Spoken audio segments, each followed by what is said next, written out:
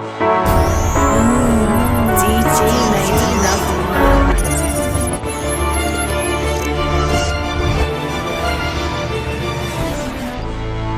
is the walking weapon, Josh Alexander, Impact X Division champion, and you're watching the I Only Touch Ratings podcast. Looking for the most beers on tap, great steaks, great staff? Head over to the John B. Pub. We got the best beers, steaks, chicken wings, nachos in town. Come see us at the John B. Pub. The John B. Pub, the best bar in town. Come sign up for our football pool. Say Hayes sent you. The #1 sports podcast in Vancouver with Ryan Hayes and Big Mike.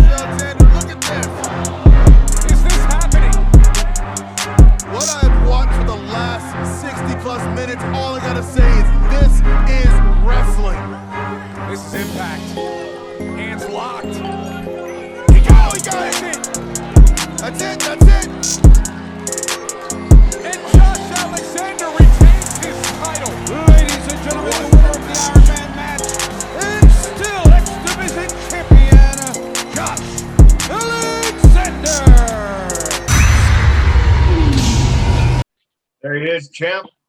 Hey, getting ready for the big day. I can't wait to watch Slammiversary. Yeah, man. One more sleep, and I'll be trying to grab a belt 14 feet above the ring and falling to right. Right. Rich Ultimate X is coming back. We're all so excited. We're huge TNA fans. I've been watching them since, they've been premiering on, I think Spike at that time. I don't know. To me, Spike back in the day. Yeah, at that time, getting to watch them, with the Octagon ring. And this is a blessing, man. As huge wrestling fans watching this is really important, important match. So, especially to us. So, well, it's an important match to me too, man. Yeah. Always. Okay, let's get started here, Prince. Go ahead. Okay, so both born in Ontario. What was childhood like for you growing up? Childhood, it wasn't good. I mean, it was good and it was bad. Like from a sense of I wasn't the popular kid. I was overweight. Like I got teased every day. I had like that weird childhood where home was my safe place. And, I lived in the middle of the country in like the middle of nowhere, Canada, which would relate a lot to the middle of nowhere in America and stuff like that. Like you need a ride from your parents to go play with friends. You know what I'm saying? Like there's no walking on the sidewalks. There's no street lights where I live. There's no fun outside the household. So it was when I discovered pro wrestling that like I really found something that I was passionate about and that I could really like get obsessed with that kept me safe at home, right? Yeah. And I'm in Vancouver, Canada, right? And Prince is in Kansas City, Missouri. So I know what it's all about. Do you play any other sports growing up? Like, obviously, hockey is our thing in Canada. Yeah, the thing was my parents never had enough money to enroll me in hockey because it's a pretty expensive sport to play. Yeah, even outside of equipment and all that stuff, just registering your child these days it's thousands of dollars you're talking about. But no, I played soccer a little bit as a child, and then when I got into high school, I found this obsession with basketball. It was the Vince Carter era of the Raptors that I just really fell into it. And Allen Iverson, Tracy McGrady, and all these other names. And I started playing basketball, and I got pretty good for a 300-pound kid in high school. But, all my athletic ability that I have in the ring today, I really attribute that to playing basketball as a heavy kid because I'm very strong. My legs are very strong because of it. I'm very agile for my size. So I attribute all that to playing basketball in high school. Okay. And when did you start wrestling? I started when I was 18. I went away to university and I discovered that, wrestling outside of the WWE and TNA, all this stuff like you'd see on TV was actually a thing. Like in Ontario, Canada, I had no idea that there was indie shows, let alone wrestling schools. You know what I'm saying? So it was 2005. I was 18 years old. Did you? Well, this isn't one of my questions, but did you ever do any time with the ECCW? I know they're a Canadian promotion.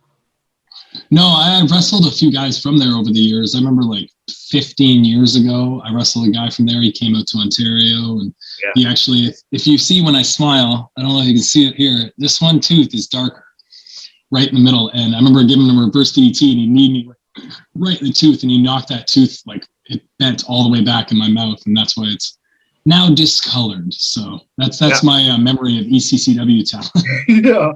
Yeah, are they? I'm not sure. Are they more of a West Coast only promotion? Yeah, they're just Vancouver. They pretty much got that place. They did have that place locked down. I guess there was All Star Wrestling. Yeah, All Stars here too. Yeah, as well, and PWA, actually a promotion that started in Ontario, has now moved out there.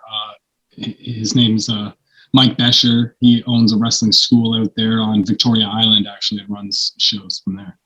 Oh, okay. No, that's not too far away.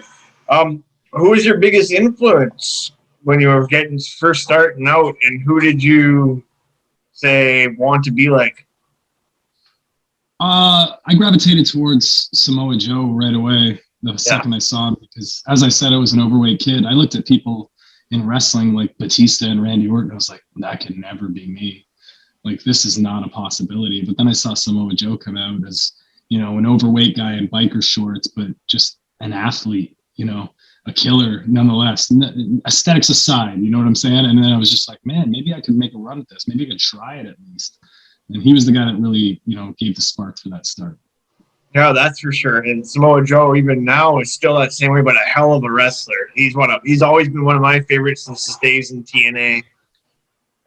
Because he was always, like you said, that overweight wrestler. He's not the chiseled body. He's got the beard, but he's got like the regular man body, like dad bod. Yeah, well, I mean, a lot of Samoans are known for that body type, but still being insane athletes. So, he's carrying that on. But I could have picked like a few other names, but Samoa Joe is really the guy that came in with like the cruiserweight X Division type guys and really mixed it up, right? What's one challenge you've came across in getting to where you are today? Oh, the first challenge I ever came across was my parents never taught me work ethic, really. I think they attempted to, but not too hard, because obviously I didn't know any of it by the time I was 18. And it wasn't that I was a spoiled child. It was just that I had no drive, I always say I would be homeless living on the streets if it wasn't for pro wrestling. I went out and got my first job because I needed gas money to get to a show. Like that's why I would go to work every day. It wasn't because I wanted to go to work, wanted to make money, wanted to get ahead. It was because I needed that money to further my wrestling obsession and this dream I had, right? And it's fueled me my entire life now. It's like I'm 34 years old. I have worked tirelessly. I've worked 3 jobs at a time my entire career, and just to get me to this point. And work ethic is the thing I'm known for now, and that's because of pro wrestling. And this is that question that I asked you once before when we've chatted. So if you were having a party and you could invite 3 famous people, anyone you want, dead or alive, who are you inviting? I can't remember who I picked last time. I probably picked a bunch of movie directors and stuff like that. If I really wanted to think about this, dead or alive, I would pick Eddie Guerrero. That was probably one of them. Yeah, it was. Eddie Guerrero, I love Eddie Guerrero. You know what's so crazy? I have actually seen him in a backstage wrestling on WCW. I seen him, Chris Benoit, Chris Jericho, Perry Saturn, and Dean Malenko. Yeah, the man of 1,000 hoes. Yeah, I seen the Radicals walk past me. I'm like, oh my God, Chris Jericho, Eddie Guerrero. They walked right past me, but they was in character. That's why much I loved it. I was like, yo, they really badass. One of these days, I'm gonna do the same shit that they are. And you could tell that there was a click. All right, that's good. Yeah. Let him finish the question here. Oh yeah, let him finish. No, I just had to tell him that. Eddie Guerrero is my hero, and I never got to meet him. So, oh my God, you know what I mean? And like in ring wise, anything, like I just thought he was the complete wrestler, and I think he's the best to ever do it. So he would be the guy that I'd want to invite to my dinner party, dead or alive. If I was going to pick all wrestling, it'd be Eddie Guerrero, Bret Hart, and the other one's real tough. I reckon it's real tough, man. Maybe I'll just go with Samoa Joe, just because I have met him, I have wrestled him, but I haven't spent much time with him. So if I can get all three of those guys at a table together and really, start to chop it up, I think that would be good. The Samoan submission machine. Yeah, that's good. And then I met Bret Hart before him, and he's great Canadian, great guy. And just even last week, he's got I am an autograph collector as well, so I sent him 3 pictures in the mail, and Bret Hart nicely signed them and sent them back, including the picture of me and him together. So that was pretty cool. So Bret Hart's a big fan, I'm a big fan of Bret Hart, and I just got it back last week. So great guy. I don't think there's any Canadian probably over the age of 25, 30 years old that isn't a fan of Bret Hart. Yeah, right. Coming up in that time period, he represented the entire country for us. Yes, he did. That's for sure. He was the legend of all legends.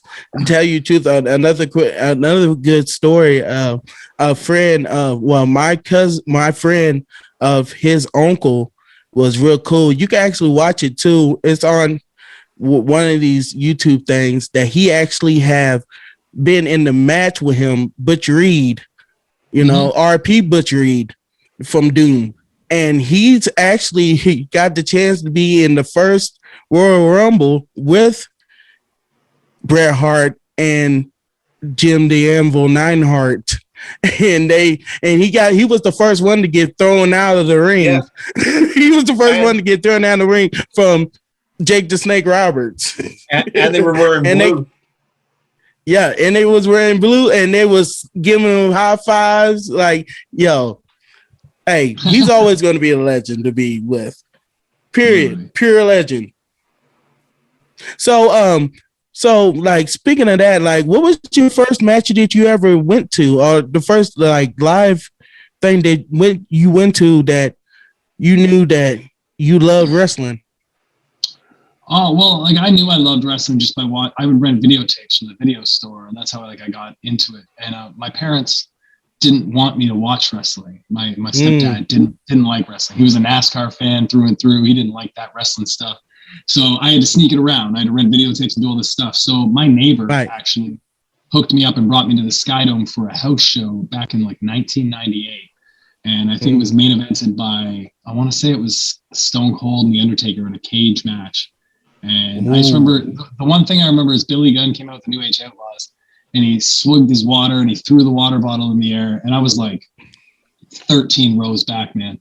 And this thing went like 70 feet in the air, and everybody's looking at it, and it just plops down and hits the guy right in front of me. Like, he whipped that thing in the air. Like, that's the thing I remember from that. It was the first time I got to see wrestling, and it was just a house show, and it blew me away. Right. I mean, them house shows is what, hey, give us all the love wrestling. Like, I used to, because my mom wasn't a wrestling fan either. She was like, why are you watching this crap? My brother was. So every time I always watch wrestling, he was the one that got me to go to live shows. So I got to watch a lot of them wrestle, like Bret Hart, whenever fucking DX fucking had the nose, Shawn Michaels had the nose. You know what I'm saying? He had the Canadian flag with the nose. Yeah, and he was looking there. I was there when fucking Stone Cold kicked. He actually kicked Jerry Lawler's crown. Yeah, he kicked his crown, and Jerry Lawler, and I seen Owen Hart, you know what I'm saying, face Hulk. And I actually got to talk to RP Animal about that, because that was the only Intercontinental Championship that Hulk and Hulk from has ever been on. Yeah, so just having that is just totally amazing. You know what I'm saying? Those shows you will never forget. And another thing is, like, what was your first show? Your first show that you wrestled? I actually wrestled on a show 6 weeks after I started training. So, damn! My first show, my first match. Somebody couldn't. There was a 4-way tag match on the show, and somebody couldn't make it because they had another booking or something. And they all just looked at me and they was like, "Hey, you can do this." And I was like, "No, I can't. Well, you're out of your mind. I've been training for 6 weeks." They're just like, "Yeah, but you can bump better than everybody else already." And yada yada. So, 6 weeks after I started training, I had my first match, and it was like a 30-minute long 4-way tag match. And I just remember them chopping me till my chest bled through my t-shirt. That was about it. And what was your first major title run? There was some here and there, like tag titles and stuff in the first 5 years, but it was about 5 years into wrestling. I won the Alpha Male Championship for a promotion called Alpha One Wrestling out of, Hamilton, Ontario, Canada. And that was really the start of everything. I won that championship, and within a year, I think I held like 7 championships at one time in Ontario and Quebec. So, like, I was like the Ultimo Dragon of Canada, the Canadian Indies for that period of time. So that was when things really took off, and people started like booking me in main events and seeing me as like, a marquee guy on the independent scene.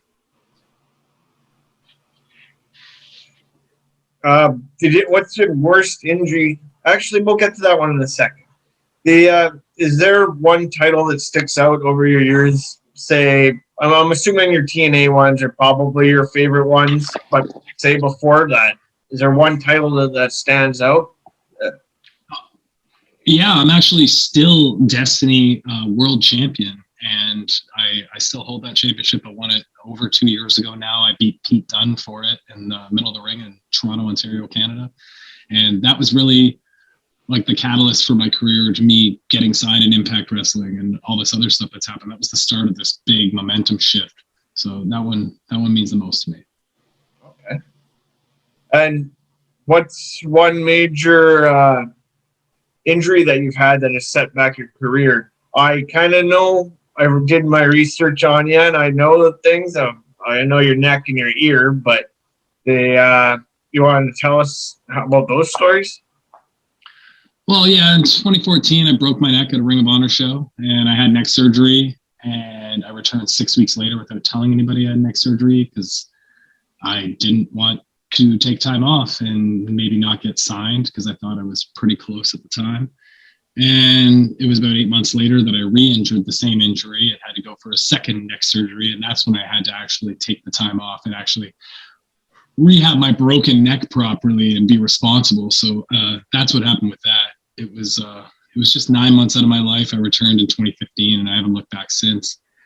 Missing that 9 months was, it was eye-opening for my career that I have to really like change what I was doing and really take care of myself and have some forethought into, keeping my body intact if my wrestling career is going to, be sustainable in the long run. And I've really done that. I feel better today than I did before I broke my neck back when I was 25 years old. So, it's an eye-opening experience, clearly. I've had other injuries since, but it's nothing that I'm going to let slow me down. Like I tore my pec probably 3.5 years ago. I missed one show. I tore my bicep the next year. I missed one show. Like, I'm not going to let anything short of another broken neck actually make me lose time in the ring because I've already missed that 9 months, and I think that was too much already. And if it doesn't affect my in-ring ability, and it's just like an aesthetic thing, like a bicep or something like that for looks, then I don't need the looks. I don't care. I get by based on what I do in the ring. So that's what matters. And another one, the headgear, do you wear that because you got your ear cut off or bit off or? Yeah, it's funny how broken telephone happens and it gets around. My ear got bit off, it was shot off in a robbery or something. I've heard so many different renditions of this. No, I got kicked in the ear on a show, and it cauliflowered up to basically the size of this Beats headphone. Like it was.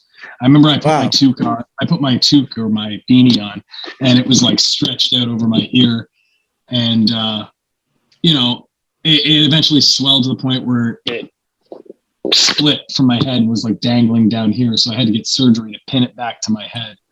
And they told me don't aggravate your ear for 3 to 6 months. And I remember immediately I was just like, I have a booking in 2 weeks. I have to wrestle in Ottawa, Ontario, Canada in 2 weeks. There's no way I'm not going to do that. Like, you're out of your mind. So I bought headgear online. I was like, maybe this will protect me. It looks like it's meant for this. So I wore that in that match in Ottawa. And I remember when I went out, people were making fun of me. People were like, you know, nice headphones, jackass. And I was getting all these like little chirps here and there. And by the end of the match, nobody was saying shit, because like by the end of the match, even though I came out in this goofy looking headgear to everybody, by the end of the match, everyone was convinced I was a badass. And I knew then that I had something. It was really a happy accident that my ear got hurt, because I found the headgear in that. And that's something that gave me this identity that I never had.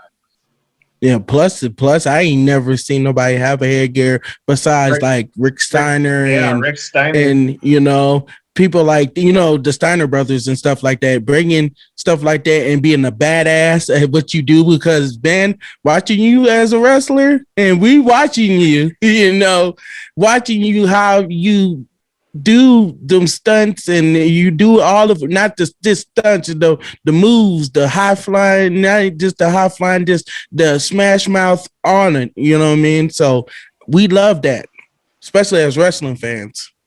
Yeah, people have tried many times since Rick Steiner, and I'm the only one that's pulled it off, and I'm very happy for them. Right, you're pretty badass at it. Yeah, and you also got to be an actual good talent too, I think, to pull it off nowadays. Right, but I mean, but you know what? Yeah, go ahead. No, I said I'll take the compliment on that one, man. Yeah. and you wrestled in Ring of Honor. You know, it's a lot of greats that's been on Ring of Honor. Like, for instance, CM Punk, Samoa Joe, you know, hell, even Kevin. Well, the Young Bucks too. Owens, you know what I'm saying? And the list goes on. How did it feel? Like who got you into Ring of Honor? And how was it? And what was your favorite match? I don't know who really got me into Ring of Honor. I was wrestling around all those guys. I was wrestling around Kevin Steen and El Generico all the time. I just wrestled Roderick Strong shortly before I got booked there. So really? I think, yeah, it was a combination of just me being on shows and wrestling most of these guys on the independents. And then when my name came up at Ring of Honor, it's just like, yeah, of course, that guy's good. Give him a shot. You know what I'm saying? Like, that's how this wrestling business works. That's why you hear the term good brother. It's just like, and it goes for good brothers and sisters. It's all like a combination of, you're good at what you do. I have respect for you. I'm going to help you get along, because we can do business here on these indies. Now we can do business in a bigger place like Ring of Honor. And that's just how it snowballs. You know? And the best match I ever had at Ring of Honor was the one where I broke my neck. It was myself and Ethan Page as Monster Mafia before the North ever existed. And we wrestled Red Dragon, and that was Bobby Fish and Kyle O'Reilly. And I just remember it was the most insane match I ever had. And it was just, you know, the finish of that match is where I broke my neck, just so it happens to be. So. Yo, that's even great, because did you ever get to wrestle Jay Lethal? No, I have not. Was he in the part of that whenever? Yeah, he was there. I've been around Jay a lot in my career, actually, on the indies and other places over the years, but never had to wrestle him. Dang. Okay, you go, Prince. Shoot one more. Okay. So now we're talking about, you know, how Ring of Honor. How did you get to meet with Ethan Page, and how did y'all combine each other with the tag team with the North? Well, I met Ethan Page in 2006 or 7, and we weren't friends. We didn't vibe. We were both wrestlers in Ontario, but we just went down different paths. I stayed in Canada, and I tried to make a name for myself, being the biggest guy in the 80s there. He traveled to IW Mid-South and all these other promotions in the States and tried to make his name that way. In 2010, we ended up becoming very good friends randomly. And he approached me and he said, listen, you're a badass wrestler. I am a great entertainer. I think if we put this together and we look at the indies right now, there's 400 singles wrestlers that want to make a name for themselves. But there's like 3 tag teams. If we can be one of those best tag teams, then there's 4. Like, it's way easier to get booked and make a name for ourselves. So we do it as a tag team. And I was like, shit, man, I'm down. Sounds like a good idea. You sold me. And through that, Monster Mafia was fun. That was it. It wasn't divide and conquer. It was team up and conquer. You know what I'm saying? Right. And how did y'all so that's how y'all got to perform as the North? And TNA?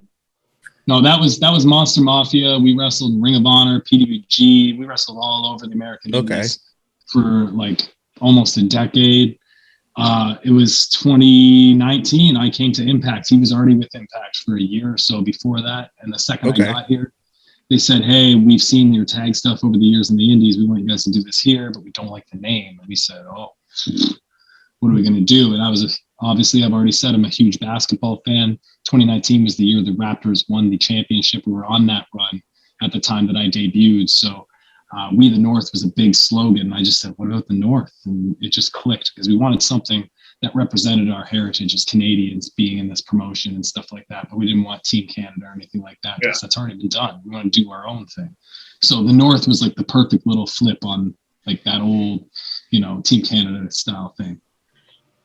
Okay. And I wanted to say this, man, because I watch y'all, man, so much. Like, even whenever y'all wrestled LAX, like, how was it wrestling people like Tito Ortiz and Santana? You know what I'm saying? Like, how was that? Not Tito Ortiz. No, I'm talking about, Ortiz. Yeah, Ortiz and Santana.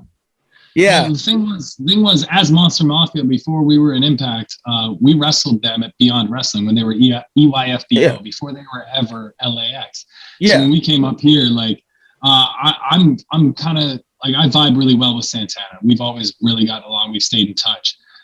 So by the time I got to Impact, he was happy to see me. I was happy to see him. The second we got to wrestle each other, when you watch those matches, you will see me and Santana go at each other harder than anybody in those matches.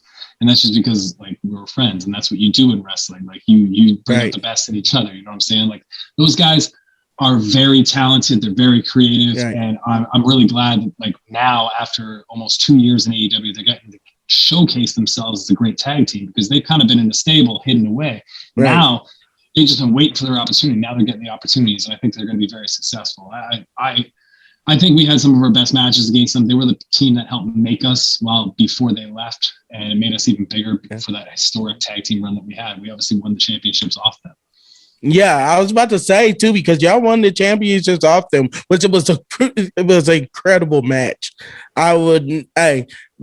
If that was a tag team match that if I was on, I would like, yo, that was one of the best matches on wrestling for like tag team wrestling that I seen, and I love that. Thank you. And a little Easter egg for that match. It was 118 degrees in that building when we wrestled. Oh, crap. It was like Austin or San Antonio, Texas. I can't remember where it was, but it was like one of the hottest days of the year, and the air conditioning was broken. So it was like the second you stepped out of the offices where we changed, you were in the place with the fans. The fans stayed in there. I had no idea how or why. But the second I stepped out, I just started sweating. I'm like, we are wrestling in a sauna. Like, I've never done this. So I guess we're going to see if we pass out. And like, obviously we got through it, but it was the hottest like environment I've ever been in my life. Right. I mean, with the dry heat too, that dry heat is something else. Yeah, man. Oh yeah. And you also won Tag Team of the Year award that same year, I think, right? Yeah, we won both 2019 and 2020. So, okay. I had my note when we won. Yeah, the North. What's it like being recognized amongst your peers? Well, like amongst our peers, it's monumental. Like, honestly, you want the respect of your peers more than anything in this business, just because that shows a lot of trust. That shows a lot of it's just respect, and respect is one of the biggest things you can have in a locker room. But it also shows recognition that the North goes down in the history books now as one of the greatest tag teams of all time in Impact Wrestling. For guys like myself and Ethan Page, I'll just speak for myself. Coming up, like, I looked at teams like America's Most Wanted and Beer Money even D'Lo Brown and AJ Styles, they're one of my favorite tag teams from all of TNA history. Yeah. And like, just to go in the history books alongside names like that, to see that if my kids grow up and they look up this company and they look up the history of it and they're going to be able to read my name, like that means something to me. So that means a lot.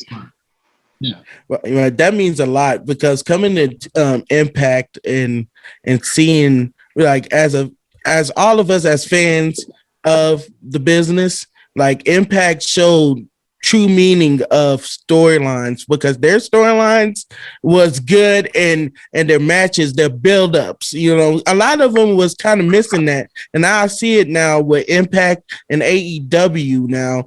With all this, you know, everybody's bringing wrestling back up again, and we really needed it, because we needed that competition of all of us loving it.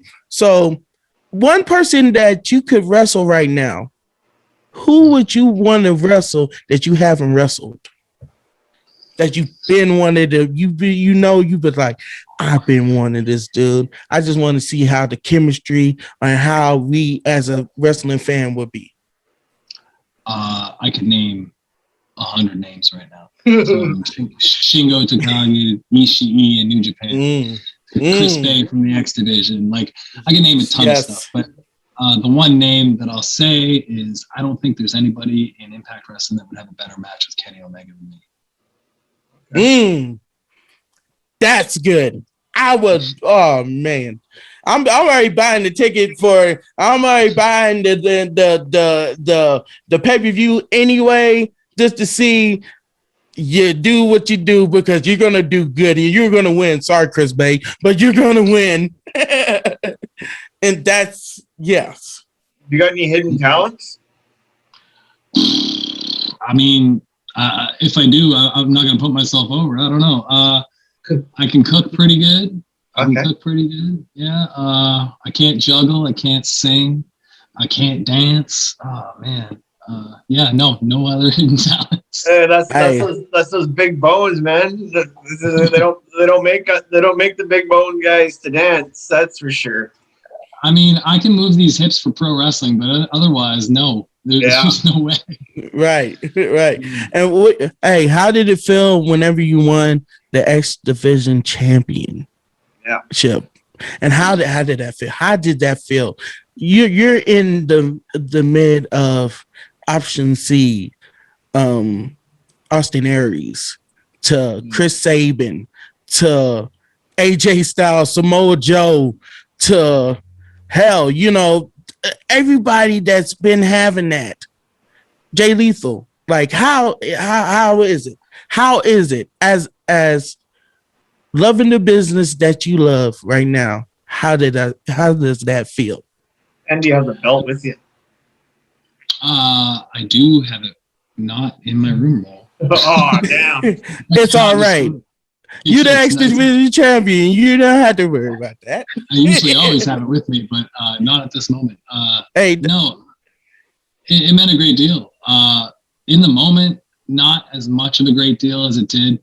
It's set in a few weeks later when, you know, you're talking to people that you've been around for your whole life, and they're kind of projecting to me what it means. You know what I'm saying? Like, because I never try to live in the moment, because I never want any of that stuff to go to my head. I never want to feel like I'm any different than I was before this like bigger stuff happened. But people were talking to me, and they were talking to me like I was somebody different all of a sudden, and it kind of like made me realize.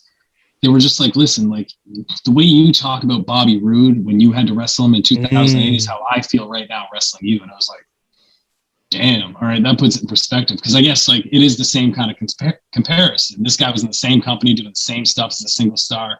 And like now I'm coming back home to Canada. Like he came back home to Canada when he wrestled me in 2008. So like that kind of stuff puts it in perspective for me, where I'm just like, holy shit, okay, I have done all this stuff, because I've never had this goal of like, I need to win the X Division title, but it's been like, I need to wrestle for $20. Now I need to get booked at this place. Now I want to wrestle this guy. And it's just been like a goal after a goal after a goal for the last 16 years. And then finally the next goal on my list after like the tag team ended was like, I want to be X Division champion. And then I did that shit 3 months later. So like, you know, it's just, it means a lot. Obviously, I can't discredit any of it. Right, you can't deny that, man, because having that, having that prize of grabbing that gold brass and knowing that you are now the man that you are is the best thing that you can do. I mean, what's the achieve feelings? What's the anything. feelings? You can achieve anything. And what's the feelings when you win, when you're winning that X Division championship and being known as the number one guy? It was just like an arrival, man. It was just like the start of this. Winning that championship of Rebellion, like I rolled over on my hands and knees and I really tried to take in the moment, because like in those moments now, ever since I hurt my neck, I've really tried to reflect on like what I could have lost. Like all this stuff could have never happened if that injury was a centimeter different. You know what I'm saying? Like I could not be walking if that injury was a centimeter different. But through whatever blessings you may believe in, I am here today doing what I love because of that. And I win that X Division championship. I just want to soak in that moment. And, I just give thanks that I'm able to do this every day, because this is what fulfills me. And can you just tell us about that Ironman match you had with TJP? Oh, yeah. TJP, which been on the show. Yeah. Yeah. Well, like winning the X Division championship of Rebellion, if you're going to talk about my career, it was like a 16-year buildup of pushing this rock up a hill. Pushing this huge rock up a hill. And then at Rebellion, it was just me getting to the top and pushing it down and watching that momentum just start rolling. Right. Because since Rebellion, it went to the Ironman match. And that's probably, I don't know who's going to rate it. To me, it's a 5-star match, which is the only second 5-star match in Impact Wrestling history. Right. It was. I just know it was very well regarded amongst fans. Right. We watched it. I watched it. Yeah. I watched it. And I was like, now this is like, now everybody can say that they have seen, not a lot of people can say they have seen Bret Hart and Shawn Michaels, who had the best Iron Man match. That was not, that was close to that, because when they had Iron Man matches, they'd be like, oh my God, it's boring. That was not boring. Yeah, well, that meant a great deal to myself and TJP. Like, we took a lot of pride in that match, and we put everything we had physically, mentally, emotionally into that, to the point where we were both exhausted and spent completely afterwards. Like, so to have that reception from fans and everything now, because we don't have live crowds to give us that instant like reception and let us know how it was. So when it finally aired and stuff like that, you get that reception back to see how popular it is, and that's just the momentum growing even more. So now I'm heading into Ultimate X, defending my championship against 5 challengers, and I know that I got to keep this momentum going. So all it is just it's that boulder rolling down the hill, just getting faster and faster and faster, and hopefully I can keep the momentum going, because I've spent 16 years trying to build this up. So like that Ironman match, that was crucial for my career and what it's doing right now. What was the first? And speaking about that too, with tomorrow.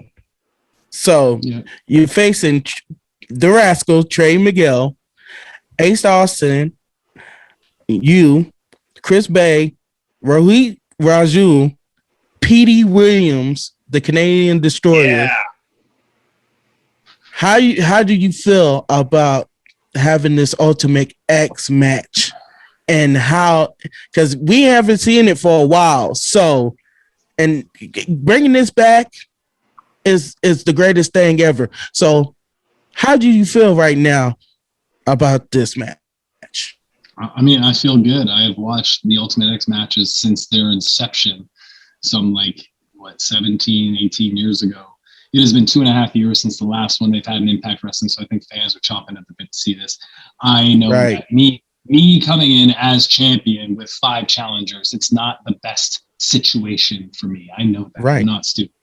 But on the other hand, I want to be regarded as one of the best X Division champions of all time. Like I said before with the tag team run, I want to go down in the history books so that my kids can look me up later on in life and be like, my dad was one of the best X Division champions of all time. Look at his name's right there beside AJ Styles and Samoa Joe. So that's what I'm doing right now. The only way to do that is if I go into Ultimate X tomorrow and I steal the show, and I do that against 5 of the best X Division contenders they have put together today. And that is, Chris Bay, Ace Austin, Rohit Raju, Petey Williams.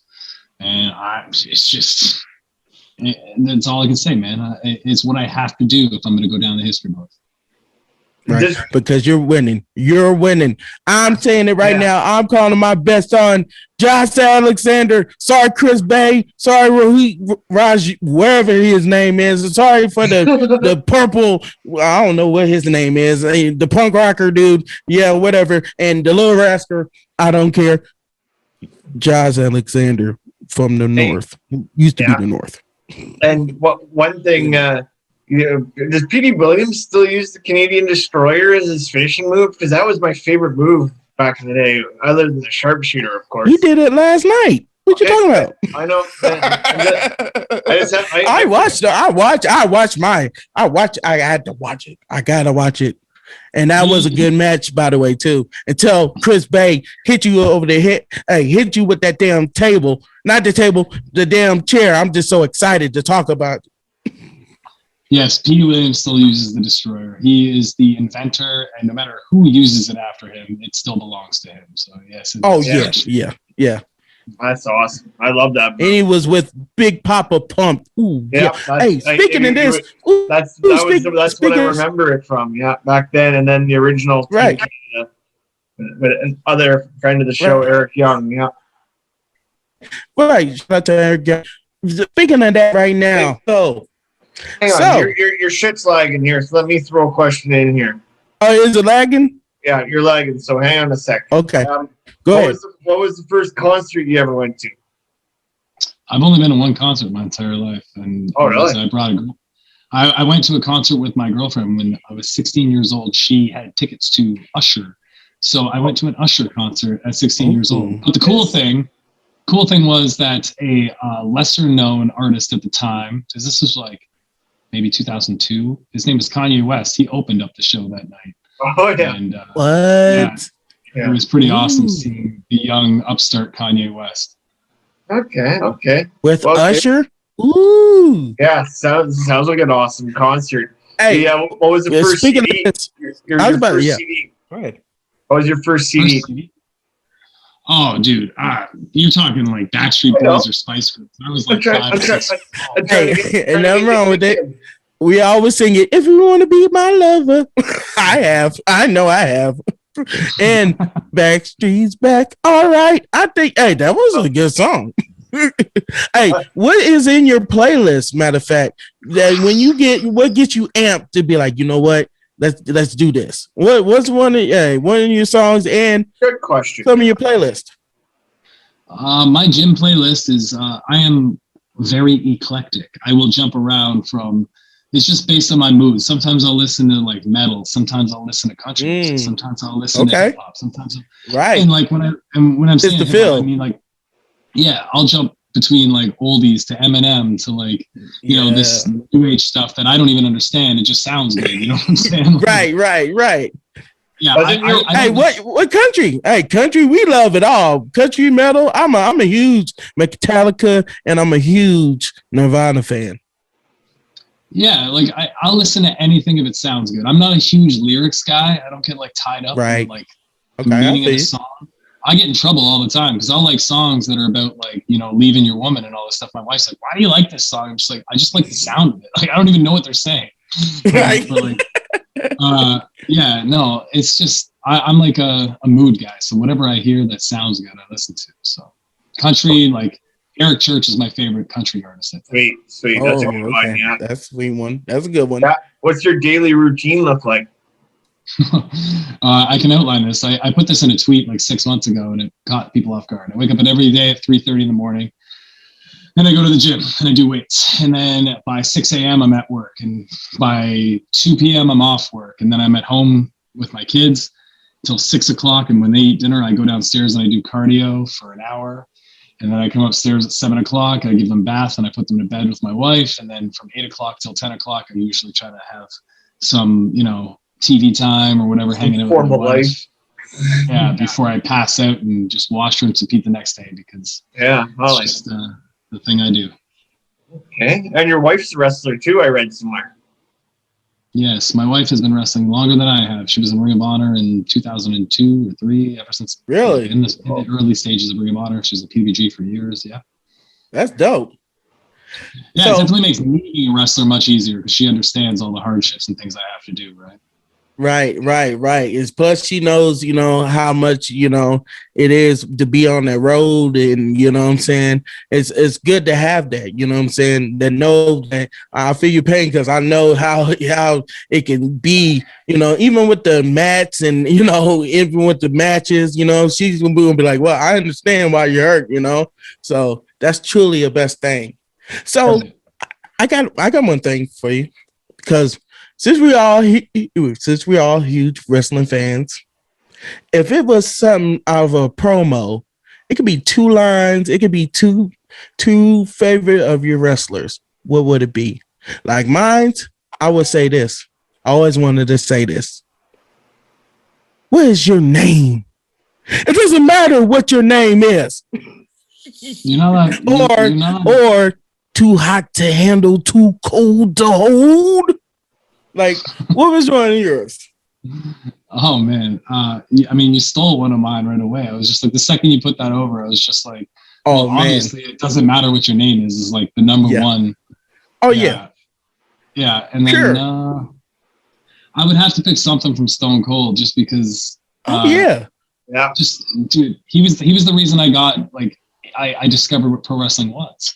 I would have never been able to discover Eddie Guerrero or Samoa Joe without Stone Cold Steve Austin getting so popular at WrestleMania 14. Right.